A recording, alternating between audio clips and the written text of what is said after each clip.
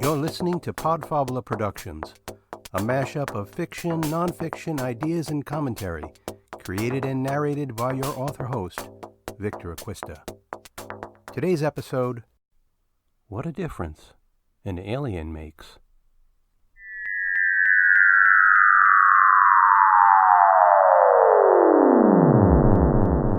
Sometimes you just get lucky. A couple of years ago, when my wife and I moved to Southwest Florida, I met GD Deckard, author colleague and fellow knight of the Sci-Fi Roundtable, an international fellowship of science fiction fans, writers, and illustrators. Gary invited me to join the Writers Co-op, another outstanding international group, and we have developed a friendship built upon a foundation of our shared love of writing and life in general. So, I am pumped to introduce you, dear listeners, to a sample of his writing, and that he is the first guest writer whose work I am pleased to narrate. As one reviewer said, GD Deckard's got a rare gift for telling stories that are both humorous and insightful. There are lessons to be learned from his writings, but they're not preachy. GD has the ability to say, here's an important truth, but you can take it or leave it. This story appears in the autumn 2019 issue of Sci-Fi Lampoon. More about that outstanding publication and additional biographical details about my guest author later in the show. Without further delay, I give you What a Difference an Alien Makes by GD Deckard.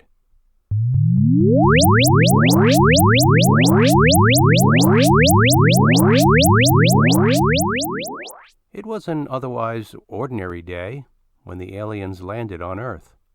Hate groups ranted on social media. Armed militias heroically murdered unarmed civilians with weapons sold by tax-paying businessmen, and governments fought small wars for resources, while politicians denied everything as humankind collectively looked up to see strange beings dangling from little umbrellas. No ships, just aliens descending in brightly colored spandex suits. They had coarse black hair that their men wore closely cropped and tightly curled, and that on their women hung straight down in braided mop-like strands.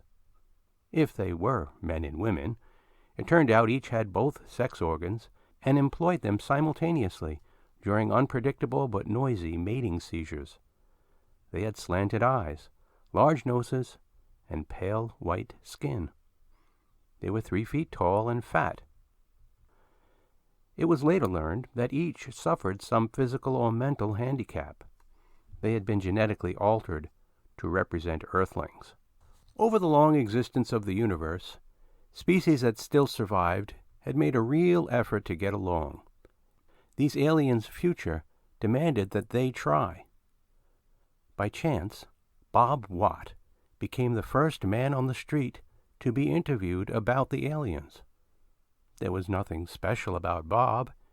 His scent would not stand out in a crowded elevator. Had he strangled the person in front of him while standing in line at Disneyland, witnesses would describe him as probably white, of normal weight, not over 6 feet tall, and with darkish hair. Bob was selected to represent the average man from a crowd watching TVs through Davison's department store window in downtown Atlanta.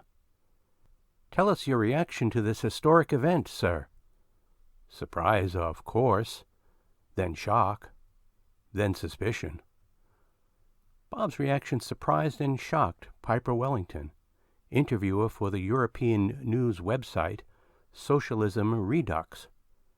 She arched into the offended pose of a news personality confronting social injustice. How can you be suspicious? Don't they seem a lot like us? Exactly my point. Before the astounded Piper could override such a negative view of people and near people, an elderly couple stepped from the crowd. Both seemed overdressed for the warm spring day. The man in a topcoat was tall, had an erect bearing, a long stern face, and engaging dark eyes. He held the shorter man's slender hand in his own strong hand.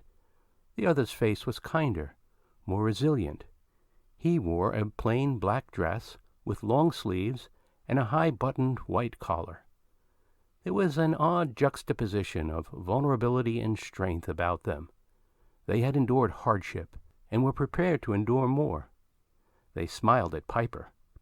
She smiled back. Ignore him," the man in the topcoat told her. "Bob's too straight to understand what's really happening here." "He's a good boy," the man in the dress assured her. "Give him some time." "Hi, Mom," Bob waved. Piper looked at the dress, then at Bob. "You called her Mom?" "They needed me," Bob deadpanned. Piper's eyes twinkled. "You're not gay." He laughed. "You're quicker than most.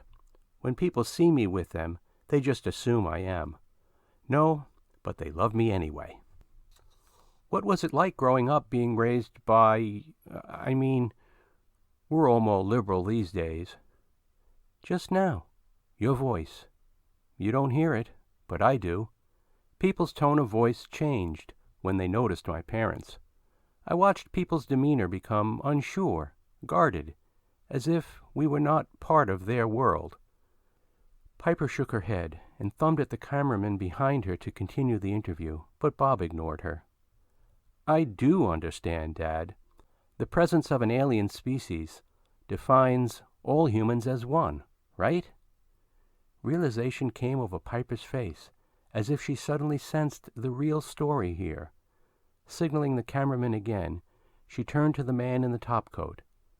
"Tell me, sir, what was your first reaction when you heard the news?" The old man chuckled. "Folks are going to stop looking at us like we're different."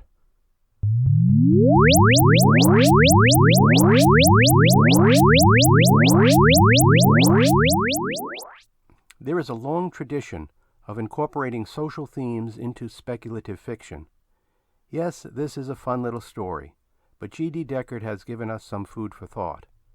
Many sci-fi masters are giving us social commentary embedded into their works. The same is true of film. Gene Roddenberry's Star Trek had social awareness to modern social and cultural ills as part of its mission beyond exploring strange new worlds. Did you know the first interracial kiss occurred on Star Trek between Captain Kirk, of course, and Lieutenant Uhura? I'm planning on devoting an entire future episode to socially conscious science fiction.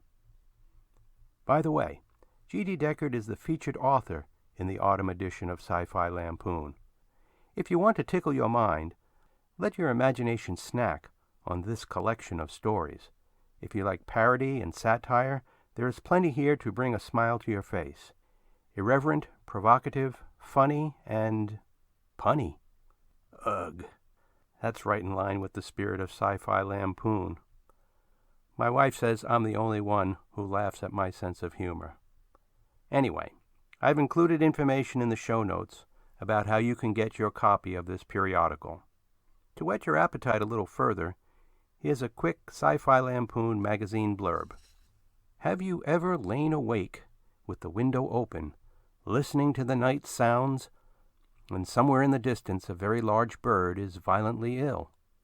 That's the experience you'll have reading Sci-Fi Lampoon Magazine.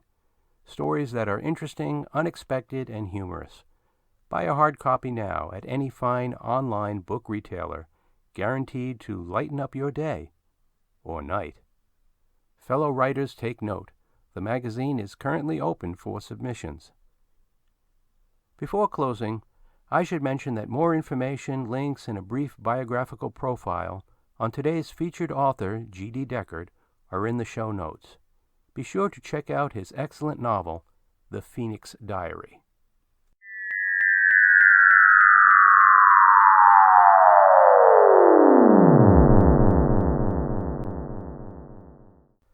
That does it for today.